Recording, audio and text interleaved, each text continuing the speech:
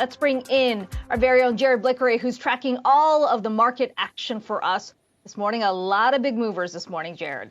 That's right. The big question is this another day that is the beginning of an entire week of downdrafts? And that would be because the market is repricing what it did not know previously, that CPI is a little bit higher than thought. Now, here are the NASDAQ 100 futures. I want to show you the futures so we can see this big drop at 8:30 a.m.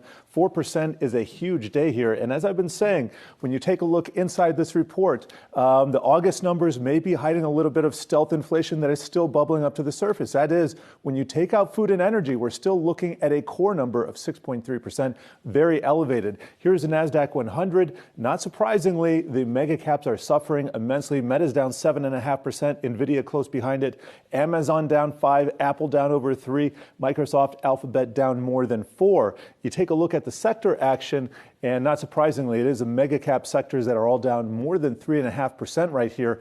Energy, the least dirty shirt in the laundry basket, that is in the upper left, that is down over 1%, and it just gets worse from there. So utilities, staples also kind of in the lead there. Want to show you, it's not all bad news. We have not given back all of the gains that we've had over the trailing week. That would be 5 days. You can see materials and consumer discretionary there still posting some gains, but I do want to take a look, step back here. This is the S&P 500. This is a 2-month chart. I was talking about giving back some of those 4 days of gains, those 4 big green candles. Half of that is now gone, and we've seen the market respond to these events before. You take a look at the year to date.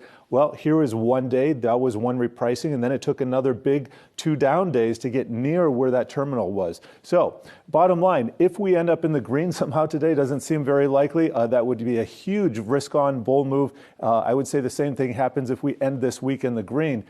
We do have options expiration that is coming on Friday, and that could kind of mess with some things as well, as we do not have a lot of liquidity in the market.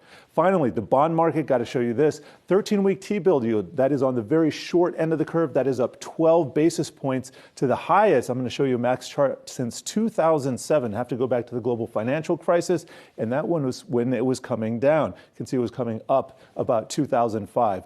From the opposite direction. Here's the U.S. dollar index. That is stronger at 2-decade highs as well. And I would be remiss if not going to Bitcoin. This is a max chart. Just want to show you a year to date. We are still consolidating at these lower levels, but we did see a big move downward in Bitcoin on the report. So nothing kind of spared here, as we see it is generally risk off today at Kiko.